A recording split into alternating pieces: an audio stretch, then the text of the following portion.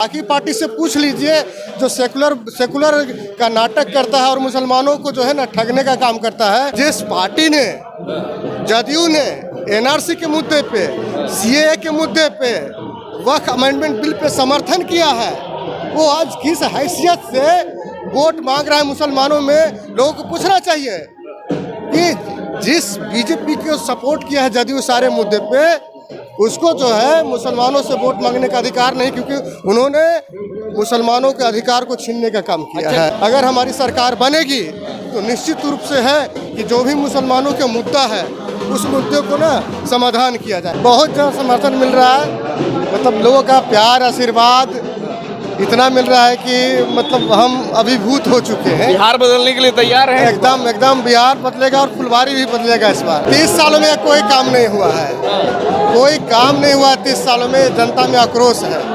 श्याम रजक जी, उन्होंने कहा कि जो भी काम मैंने 25 सालों में किया वही काम हुआ है, जो भी डेवलपमेंट है उन्हीं का देन है। तो क्या लगता है कि डेवलपमेंट किस? कोई डेवलपमेंट नहीं है। क्या किए हैं वहाँ? न एक लाइब्रेरी बना है, न बढ़िया स्कूल है, न एक भी डिप्लोमा कॉलेज है, न इंजीनियरिंग कॉलेज है। फुलवारी में एक भी महिला कॉलेज, फुलवारी विधानसभा की बात करें, नहीं है। अभी भी सड़क, नली, गली, गांव में चले जाइए, उस इलाके में चले जाइए, टूटा फूटा है। जल जमाव की स्थिति वही का वही है।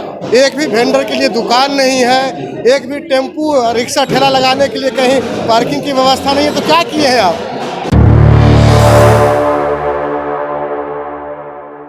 बिहार बदलने की बात करने वाले प्रशांत किशोर और जन स्वराज के प्रत्याशी प्रोफेसर शशिकांत, जो कि फुलवारी शरीफ विधानसभा क्षेत्र के उम्मीदवार हैं विधायक पद के, और आज फुलवारी शरीफ में दौरा कर रहे हैं, लोगों से जनसंपर्क कर रहे हैं। वैसे अभी बस वोटिंग के लिए कुछ ही दिन बाकी रह गए हैं, जिसको लेकर प्रत्याशी अपने अपने स्तर से कड़ी मेहनत कर रहे हैं, कोई भी घर छूटे ना, और लगातार जो है लोगों के बीच जा रहे हैं। किस तरीके का फीडबैक मिल रहा है सर, जो एक जन समर्थन देखा जा रहा है एक नए प्रत्याशी के प्रति, क्या कहेंगे? बहुत जन समर्थन मिल रहा है, मतलब लोगों का प्यार आशीर्वाद इतना मिल रहा है कि मतलब हम अभिभूत हो चुके हैं। बिहार बदलने के लिए तैयार है? एकदम बिहार बदलेगा और फुलवारी भी बदलेगा इस बार। तो जनता में क्या आक्रोश है, खासकर वर्तमान सरकार के प्रति, वर्तमान विधायक के प्रति, वर्तमान जनप्रतिनिधियों के प्रति? 30 सालों में कोई काम नहीं हुआ है, कोई काम नहीं हुआ 30 सालों में। जनता में आक्रोश है। श्याम रजक जी, उन्होंने कहा कि जो भी काम मैंने 25 सालों में किया वही काम हुआ है, जो भी डेवलपमेंट है उन्हीं का देन है। तो क्या लगता है कि डेवलपमेंट किस? कोई डेवलपमेंट नहीं है। क्या किए हैं वहाँ? न एक लाइब्रेरी बना है, न बढ़िया स्कूल है, न एक भी डिप्लोमा कॉलेज है, न इंजीनियरिंग कॉलेज है। फुलवारी में एक भी महिला कॉलेज, फुलवारी विधानसभा की बात करें, नहीं है। अभी भी सड़क, नली, गली, गांव में चले जाइए, उस इलाके में चले जाइए, टूटा फूटा है। जल जमाव की स्थिति वही का वही है। एक भी वेंडर के लिए दुकान नहीं है, एक भी टेम्पू रिक्शा ठेला लगाने के लिए कहीं पार्किंग की व्यवस्था नहीं है। तो क्या किए हैं आप? कुछ तो नजर नहीं आ रहा है। मुस्लिम बस्ती में घूम रहे हैं, मुसलमानों का क्या रुझान है, खासकर जन स्वराज के? मुसलमानों का पूरा समर्थन है। पूरा जितने अभी हमारे मुसलमान भाई हैं सभी का जन स्वराज के प्रति और फुलवारी में मेरे प्रति समर्थन है, काफ़ी सपोर्ट है। आप देख ही रहे हैं कि लोगों का पूरा आशीर्वाद मिल रहा है। जहाँ जहाँ जा रहे हैं लोग जो है आशीर्वाद रहे हैं कि नहीं, इस बार हम लोग जन स्वराज को वोट देंगे। क्या लगता है कि सेकुलर पार्टियों ने जो आज तक मुसलमानों को कहा जाता है खासकर कि ठगने का काम किया है, तो लगता है कि जन स्वराज मुसलमानों को हक हिस्सेदारी देगी? दिया है ना, कह के दिया है मुसलमानों को। अब देखिए, सबसे ज़्यादा टिकट देने वाला जन स्वराज पार्टी है इस बार। मुसलमानों को सबसे ज़्यादा टिकट दिया है। तो जो कहे हैं प्रशांत जी कि हम उनकी जनसंख्या के अनुपात में हिस्सेदारी देंगे, उन्होंने करके दिखाया है। बाकी पार्टी से पूछ लीजिए जो सेकुलर का नाटक करता है और मुसलमानों को जो है ना ठगने का काम करता है, उसका देख लीजिए कितना टिकट दिया है पूरे बिहार में। जन स्वराज का देख लीजिए कितना टिकट दिया है मुसलमानों का। तो साफ अंतर है कि जो हम लोग कहते हैं, जो जन स्वराज कहता है वो करता है। अंतिम सवाल की 2% वाले को डिप्टी सीएम खासकर इंडिया महागठबंधन की तरफ से घोषित किया गया, और आपके जो प्रशांत किशोर बोलते हैं कि अगर हमारी सरकार बनी तो डिप्टी सीएम मुसलमान को बना। निश्चित रूप से जिस हिसाब से हमने जन स्वराज पार्टी ने मुसलमानों को टिकट में भागीदारी दिया है, उसी तरह अगर हमारी सरकार बनेगी तो निश्चित है कि मुसलमानों को उस सरकार में उतने ही अनुपात में भागीदारी दी जाएगी, ये निश्चित है।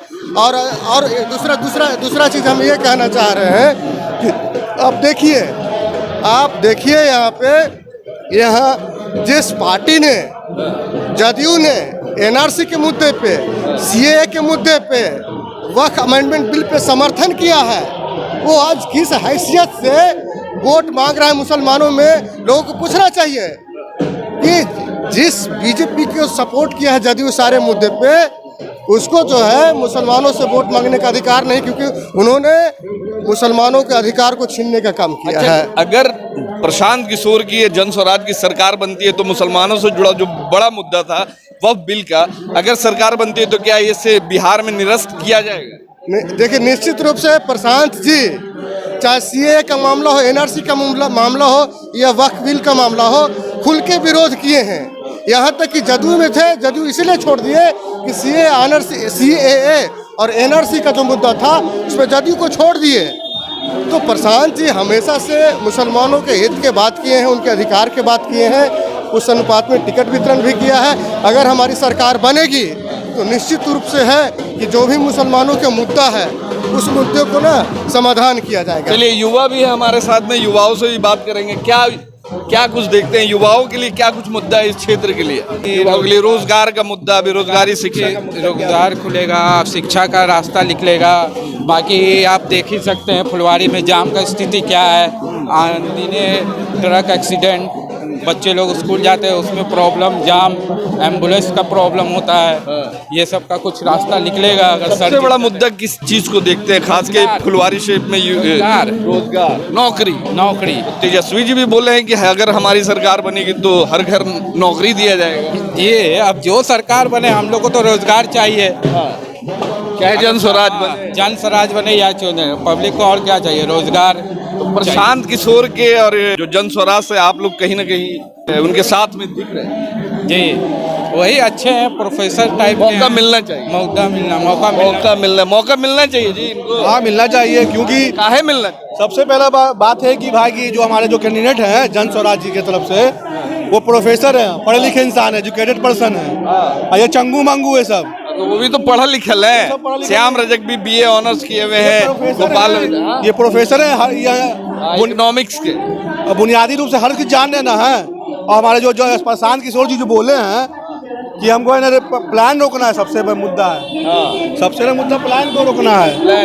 कब हम लोग बिहारी लोग जाके बाहर, प्लान गुरु, हाँ, बिहार में जाके, बाहर जाके 10-15 जगह जॉब करता है।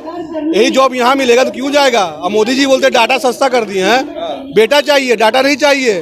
कल बोल चुके हैं, बेटा चाहिए बिहार में, डाटा नहीं चाहिए हम लोग को। बेटा कौन है बेटा? और बिहारी बेटा जो काम कर रहा है विदेश जाके, बाहर में जाके, और मतलब पलायन किए हुए जितने भी सब बेटा है, हाँ, तो वापस बुलाया जाए। और रोजगार और बेटा ही चाहिए।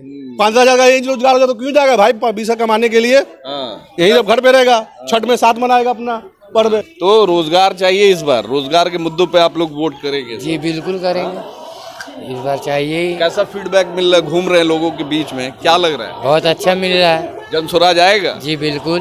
फुलवारी में मतलब नया बदलाव, फुलवारी विधानसभा और पूरी बिहार एक नई बदलाव की राजनीति करेगी। ये जो अब तक का बदला का राजनीतिक आया, चाहे कोई भी सरकार आई, अपनी बदला की जो राजनीति की है उसको पलट करके बदलाव की राजनीति की इस बार बिहार में हो। हम जनता से यही चाहेंगे, पूरी जनता से। अब देखना है कि बिहार में जो बात हो रही है हक हिस्सेदारी की, खासकर जो एक बदलाव की, तो कितना कुछ बदल पाता है जन स्वराज के आने के बाद से। फुलवारी शरीफ में क्या कुछ बदलाव देखने को मिलता है इस बार चुनाव में, एक बड़ा मुद्दा है फुलवारी शरीफ के लिए। और फुलवारी शरीफ के लोग इस बार शायद बदलाव के मूड में है। बदलाव व्यवस्था से बदलाव, जो लचर शिक्षा व्यवस्था से बदलाव, बेरोजगारी से बदलाव, पलायन से, तो इन सारे मुद्दों पे फुलवारी शरीफ विधानसभा के लोग इस बार वोट करेंगे। और बदलाव हो के रहेगा कि क्या होगा, ये क्या कुछ होने वाला है, ये चुनाव के बाद 14 तारीख को जब रिजल्ट आएगा तभी पता चलेगा। धन्यवाद।